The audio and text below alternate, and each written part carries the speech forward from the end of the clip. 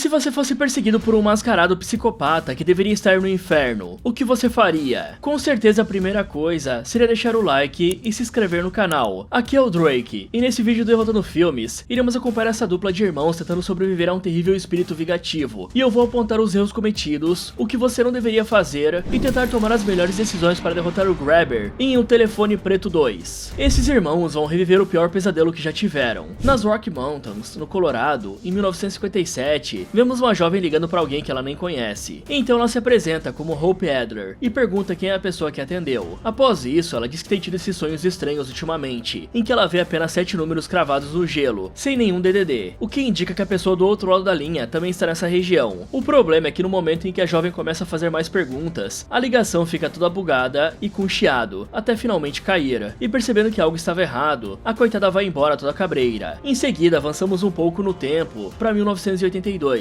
quando vemos o Finn na escola descendo a porrada em um garoto, enquanto várias outras crianças jogam lenha na fogueira, o que é bem irônico, já que no primeiro filme ele diz que ninguém merecia apanhar. Nesse momento, a Gwen, a irmã do Finn, aparece na cena do crime, já que isso aí nem pode ser chamado de briga, e grita pro irmão parar de bater no moleque. Vendo isso, o Finn dá mais alguns socos no otário, diz pra ele nunca mais se engraçar pra cima dele, e pergunta pra multidão se mais alguém quer tentar a sorte. Aí vendo que ninguém é doido, ele pega sua mochila e vai embora. Então, a Gwen corre até o irmão e pergunta o que aconteceu. Dessa forma, ele revela que o idiota é um novato, que descobriu que ele derrotou um criminoso terrível e quis se engraçar pra ver o quão forte o Finn é. Aí, sabendo disso, a garota pergunta se o irmão realmente precisava ser tão violento. Em resposta, o Finn explica que nessas situações, a melhor opção é ser bem violento para evitar problemas futuros e mostrar o destino de quem tentasse se engraçar. Aquela famosa dissuasão. Porém, a sua irmã discorda, falando que a mensagem que ele está passando é que o Finn é o cara que briga, em vez de não mexer comigo. Durante a conversa, um garoto chamado Ernesto aparece ao lado deles, e enquanto dirige o seu carro, ele fala que mais tarde vai ficar na fila para pegar alguns ingressos pro show da banda Duran Duran, o que deixa a Gwen bem animada, e percebendo isso, o Ernesto age rapidamente, e chama a garota para ir com ele, até mesmo se oferecendo para dar um dos ingressos para ela. Após o Ernesto se afastar, o Finn explica que ela claramente foi chamada para um encontro, e ela fala que não importa muito se é ou não é um encontro, mas o Finn não curte essa ideia, já que não vai com a cara do menino. No entanto, a Gwen não entende essa birra, até porque o garoto é legal e é irmão do Robin, que com certeza iria gostar que o Finn e ela cuidassem dele. Ao anoitecer, o Finn espera o pai dele ir dormir e sai de casa para fumar samambaia e pensar nos momentos terríveis que teve com o Grabber, mostrando que hoje em dia ele só é brigão desse jeito por conta dos traumas causados pelo psicopata. De repente, a Gwen aparece ali, e o Finn pergunta se ela quer dar um tapinha no mardito, mas como só veio falar com ele, ela recusa a oferta, e pergunta como ele está se sentindo. Afinal, a garota sabe que o Finn claramente ainda pensa muito nos eventos que teve com o sequestrador. Porém, como ele não quer desabafar sobre isso, ela diz que está tudo bem se permitir sentir, e volta para dentro. Em seguida, vemos algumas gravações antigas de quando um menino estava curtindo a neve com um grupo de pessoas. Tudo parecia estar indo muito bem, até que a noite chegou e a pobre criança foi caçada e finalizada brutalmente por alguém. O estranho é que ao morrer e ser jogado no lago, o menino escreveu um W no gelo antes de afundar. Só que na verdade, isso tudo parecia ter sido um sonho ou uma visão da Gwen, que acorda assustada, escuta o telefone tocando e vai atender. No entanto, assim que ela se aproxima, o telefone de dentro da casa fica silencioso e um aparelho do lado de fora começa a tocar. Aí, como ela está ainda nesse estado meio dormindo, olhando pro lado de fora, o Finn se aproxima e traz sua irmã de volta à realidade. Então ele percebe que a Gwen está muito gelada e diz que ela só está sonâmbula outra vez. Mas enquanto o irmão fecha a porta, a menina fala que teve um sonho muito ruim, só que o Finn não se importa com isso e manda a irmã voltar a dormir. No dia seguinte, a Gwen está na sala de aula, quando do nada, uma colega a chama de bruxa e ri da cara dela com algumas amigas, o que deixa a coitada se sentindo bem mal. Por sorte, o Ernesto aparece nesse momento, puxa assunto com a Gwen e mostra os 2 bilhetes que conseguiu comprar pro show da Duran Duran, fazendo ela se esquecer da situação ruim de agora há pouco. Então ele pergunta se a Gwen realmente acredita em coisas sobrenaturais, e ela responde que sim. Sabendo disso, o Ernesto mostra que gosta mesmo dela e entrega um baralho de cartas de loteria mexicana, deixando a garota bem feliz, já que o baralho pode ajudá-la a ver coisas que normalmente não se vê. Além disso, o Ernesto pergunta se a Gwen tem visões de seus sonhos e coisas assim, pois ouviu dos seus avós que foi graças aos sonhos que conseguiram encontrar o corpo do Robin após uma ligação anônima, e que os avós deles dizem ter sido feita pela Gwen. E quando a menina fala que não curte falar disso porque é estranho, afinal ela é estranha, o Ernesto não perde a oportunidade de falar que talvez goste de coisas estranhas, o que claramente foi uma boa cantada. Ok, eu obviamente não vou incentivar a violência, ainda mais na escola, né? Porém, em casos como esse, em que cada vez mais pessoas podem aparecer para desafiar o Finn, ou ter pensamentos negativos sobre ele, o menino está certo em mostrar sua força e afastar o problema desde o início. Mas talvez inicialmente, seria muito melhor mostrar uma postura firme conforme e impor limites, antes de sair descendo o cacete em alguém, já que isso pode atrair problemas futuros com a polícia. Por isso, vemos que além de aprender a lutar, o garoto também se tornou mais esperto, e entende que precisa se proteger corretamente, não apenas de pessoas maldosas, como também de engraçadinhos metidos a lutadores, e quem sabe futuros bullings. Mas o melhor, com certeza, seria fazer da maneira que eu falei primeiro, para não acabar arranjando confusão desnecessária, e criando inimigos demais. Dá até pra dizer que o Fino mostrou pra turma que maquiagem é pra quem quiser, e se você acha que não, pergunta pro Johnny MC. O problema é que toda essa violência também é claramente um reflexo de como está a mente traumatizada do Finn. Isso porque, após passar por tudo aquilo com o Grabber, o garoto provavelmente teria TEPT, que é o transtorno de estresse pós-traumático, fazendo com que ele continuasse tendo que enfrentar o seu agressor. Afinal, a sua mente ficaria criando flashbacks do psicopata a todo momento, o que geraria mais um problema, a hipervigilância. E isso é algo grave, porque o menino estaria em um constante estado de alerta, como se o perigo fosse chegar a qualquer instante, impedindo que ele conseguisse descansar e causando uma terrível mudança de humor, deixando o Finn bem mais raivoso. E isso misturado com a necessidade de transformar o medo em controle, resultaria basicamente em alguém que quer bater em todo mundo que lhe dê a chance. E o interessante de tudo isso é que deixa claro como é estar no fundo do poço. Na maioria das vezes, isso só faz com que a pessoa se afunde cada vez mais, pois a dificuldade de confiar nos outros também o levaria ao isolamento social, que é o que está acontecendo com ele, já que o coitado só fala com a própria irmã. E a pior parte de tudo isso é que em 1982, o TEPT ainda era relativamente novo e focado em veteranos de guerra. Por isso, o Finn provavelmente não receberia esse diagnóstico mesmo indo a um profissional.